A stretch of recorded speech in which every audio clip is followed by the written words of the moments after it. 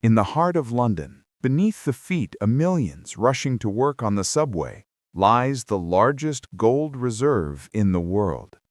400,000 gold bars. More than 5,100 tons of pure gold. It would take 42 military Super Galaxy cargo planes to move this gold. The total value of the gold reserve exceeds $250 billion. That's enough to build an entire new city the size of San Francisco from scratch. Today, this is the largest single repository of gold bars on the planet. But how did Great Britain accumulate so much gold? Who does it really belong to? And most importantly, what golden secret does the King of Britain still keep hidden? Interestingly, the British Crown began accumulating its gold reserves back in the 16th century, through outright robbery and plunder. In those years, England was a poor country on the edge of Europe. Meanwhile, Spain was extracting incredible riches from its colonies. From just one mine in Poci, Bolivia, the Spanish extracted silver equivalent to $60 billion in today's money. Spanish ships arrived in convoys, bringing gold and silver from the New World. The country grew rich, and Spain's king, Philip II, lived in luxury. So the British decided to organize raids on Spanish ships. Privateering, essentially piracy, became England's answer to the Spanish monopoly. Here's how it worked. Private entrepreneurs received licenses from the King of England to commit robbery, while the Crown received profits without officially participating in the plundering. The main hero was a pirate man they called El Draco, the Dragon. Francis Drake set sail in 1577 with a secret mission from Queen Elizabeth I. In 1579, off the coast of Ecuador, he captured the Spanish galleon Cacafuego. With cargo worth 140 pan-thousand, an astronomical sum for that time, Drake also organized a daring operation. He intercepted a Spanish caravan carrying gold and silver across the Panamanian Isthmus. The haul was so enormous that the pirates couldn't carry it all. They had to bury 15 tons of silver right there in the jungle. But fighting for someone else's gold came with a price. Of 5 ships in the expedition, only one returned, the Golden Hind. But its holds contained so much plunder that investors received 4,700% profit. Spanish King Philip II was so enraged that he placed a bounty of 20,000 ducats on Drake's head, several $1 million in today's equivalent. On April 4, 1581, Elizabeth I boarded the Golden Hind and knighted the pirate Drake. Queen Elizabeth was a clever woman. The plundered gold wasn't spent on luxury. She financed the construction of the British naval fleet. Later, this fleet would defeat the supposedly invincible Spanish Armada in 1588. Privateering raids became history's first state venture capital program, except instead of startups, they financed pirates. Thanks to pirate raids, the Kingdom of England began accumulating gold and then built a powerful fleet that would eventually help them become the most powerful empire in history. Next, gold flowed into Britain like a river. If privateers were the sword of the empire, then the East India Company became its treasury. Founded in 1600 with a capital of £72,000, this trading company transformed into a state within a state. At the height of its power, the company controlled an army of 260,000 men, twice the size of Britain's. It minted coins, passed laws, and executed criminals. After the Battle of Plassey in 1757, the company gained the right to collect taxes in Bengal, India's richest province.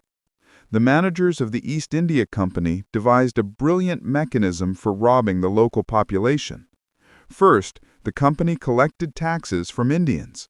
then used those same funds to buy goods from them for export to Britain. The goods sold in Britain brought huge profits, part of which went to the kings of England in the form of pure gold. After all, they and their court aristocrats personally owned shares in the East India Company and received income from dividends. This was called double exploitation. Indians gave their labor and resources in exchange for their own money. Thus, the Indian economy essentially worked to enrich the British. Over 200 years of colonial rule, wealth equivalent to $45 trillion in today's money was extracted from India, 17 times greater than Britain's current GDP. King James I went down in history as the patron of the most famous English Bible, the King James Bible. This Bible is probably in every American and British household. But it was with his support that the East India Company began transforming into a machine of colonial robbery. The same king, both protector of the Christian faith and patron of outright robbery, all for gold. But the real accumulation of gold began after 1821, when Britain became the first country in the world to adopt the gold standard, and the Bank of England became the world's reserve currency. The pound was pegged to gold, and the Bank of England was required to exchange banknotes for precious metal at a fixed rate. Maintaining this system required enormous reserves. The Australian gold rush of the 1850s turned London into a magnet for world gold. As the metropolis, Britain received the lion's share of mined metal through taxes and trade. Then came South Africa's turn. The discovery of the Witwatersrand in 1886 made this region the world's largest gold supplier. British companies controlled most of the mines. By the early 20th century, the British Empire controlled territories where more than 60% of the world's gold was mined. And a significant portion of the extracted gold settled in the coffers of the British Kingdom. 2 world wars completed the process. Allies sent gold to London to pay for military supplies. Then, Britain confiscated German assets and received reparations. By 1850, the country reached its historic peak. 2,543 tons of gold belonged to the kingdom. But London also became the center of world gold trading. Metal was brought here from all gold-producing countries. Prices were set here. Deals were made here. Starting in 1919, the official world price of gold was determined at the London Gold Fixing at Rothschild & Sons Bank. The gold standard transformed the Bank of England into the heart of the world financial system. This meant that London became a repository not only for its own gold, but for foreign gold too. Dozens of countries worldwide began bringing their gold to London's vaults for storage and trading. And this is the greatest secret of the kingdom, which we'll reveal in just a moment. But first, let's look at how London's gold storage facility works. When there was too much gold, Britain needed to devise a place where all this wealth could be hidden. Not just a warehouse, but a real fortress that would be impossible to penetrate. This is how the modern gold vaults at the Bank of England came to be. Construction began in the 1930s at a depth of 15 meters. This wasn't by chance. Europe was already preparing for a new war, and London understood if bombing started, the gold had to survive at any cost. Underground, it would be safe even from a direct hit. Picture this. 9 enormous halls located on 2 underground levels. Total area, 27,000 square meters. That's like 4 football fields. Each bar weighs 400 troy ounces, 12.44 kilograms, and costs hundreds of thousands of pounds. Gold bars lie on special pallets of 80 pieces each with a total weight of exactly 1 ton. Pallets can be stacked on top of each other, creating golden walls as high as a 2-story house. The vault doors weigh several tons each, Enormous locks are opened with keys 3 meters long. Even the London Underground had to slightly alter its route. The line makes a bend to go around the gold storage area. Trains pass so close that bank employees sometimes hear their rumble while standing among the gold bars.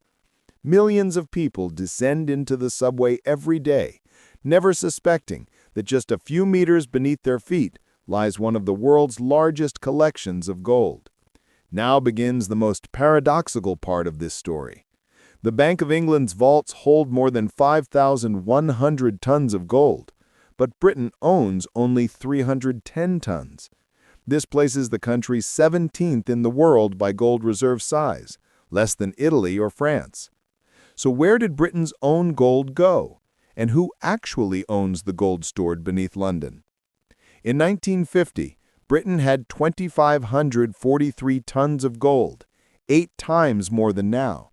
In 1970, during a crisis, the country sold almost half its reserves. Stocks fell from 1,300 to 650 tons. The final blow came from Chancellor Gordon Brown between 1999 and 2002, who sold 401 tons, half the remaining gold, at about $275 per ounce. Today, with an ounce worth over $2,800, this deal is called Brown's Bottom. Britain lost more than £20 billion on this operation. Despite having modest reserves of its own, London remains the main repository for foreign gold. Central banks of almost all developed countries keep their treasures in the Bank of England's basement. Why do they trust their gold to the former colonial empire? The reason lies in a unique combination of factors. First, history. In 3 centuries of storage, not a single theft has occurred here. Second, infrastructure and liquidity. Every day in London, gold deals worth about $70 billion are conducted. Most importantly, gold here can be sold instantly. You simply change the owner's record in the computer. No one drags bars through the tunnels. Everything happens quickly and safely. Imagine one bar lies motionless in storage. But on the exchange, it can be sold and bought dozens of times a day. Only the computer record of the owner changes. Twice a day at 10:30 a.m. and 3 p.m. London time, a ritual takes place that determines gold's value worldwide. This is the establishment of the London Gold Price, or LBMA. This tradition dates back to 1919, when Rothschild Bank first gathered traders around one table to determine a unified gold price. Since then, everything has changed: technology, scale, participants. But the principle remains. London dictates to the world the value of the planet's main metal. Today, this price becomes a benchmark for everyone, from jewelry boutiques in Dubai to central banks in Asia. Even miners in Africa or Russia sell their metal while looking at figures announced in London. But London's power isn't limited to price alone. It also determines quality standards. London Good Delivery is the world standard for gold bars. Weight, size, purity, even stamps, everything is strictly regulated. And if a gold bar doesn't meet these rules, selling it on international markets is nearly impossible. Essentially, London doesn't just set gold's price. It decides what can even be called gold for world trade. But the main question that interests many: how much gold and jewelry belongs personally to the British Crown? In the Middle Ages, English kings treated regalia very practically. The crown and jewels were not only symbols of power, but also collateral at the bank. When money for war ran short, the monarch would pawn them and later buy them back. The worst catastrophe happened in 1649 after Charles I's execution. Parliament decreed the destruction of royal regalia as symbols of hateful monarchical rule. Precious stones were separated and sold individually, while the gold was melted down into Commonwealth of England coins. Thus disappeared centuries of English crown symbolism. Today, the royal collection includes more than 100 items, studded with 23,000 stones. The imperial state crown alone contains 2,868 diamonds, 17 sapphires, 11 emeralds, 269 pearls, and 4 rubies. Among them are legends, the 317-carat Cullinan II diamond and the famous Black Prince's ruby. Experts cautiously value the entire collection at 3 to 5 billion pounds, but it has no official price, and never will, because the British monarchy never intended to put its crown up for sale. Now let's reveal the kingdom's greatest secret. Of the 5,134 tons of gold in the Bank of England, only 310 belong to Great Britain itself. That's about 6%. No one speaks about this aloud, but in case of global catastrophe or world war, Britain could simply keep all the foreign gold for itself, citing force majeure. 5,134 tons, $250 billion. And what could other countries do? Physically, the gold is located under London behind tons of concrete under the control of British intelligence services. British possesses the gold and considers it its reserve in case of global crisis. While the world system works, it's profitable for Britain to play by the rules. But everyone knows if the rules disappear, gold remains where it physically lies. History already knows precedents of frozen gold assets. In 1940, the Bank of England froze French reserves after France's fall. During the 1956 Suez Crisis, they blocked Egyptian assets. Russian Tsarist gold stored in British banks after the 1917 revolution was never returned to the Soviet government. In 2020, the Bank of England refused to return 31 tons of gold worth $1.8 billion to Venezuela, not recognizing Maduro's government as legitimate. In the Bank of England Museum, anyone can touch gold, try to lift a real gold bar. Britain lost the empire on which the sun never set, but it created an empire of trust, not owning gold, but managing it, not having the largest reserves, but controlling the rules of the game. As long as the world trusts London to store its gold, as long as the whole world looks to London's price twice a day, as long as gold bars are valued by London standards, the old empire continues to live. After all, contracts are written in ink, but gold remains where it lies.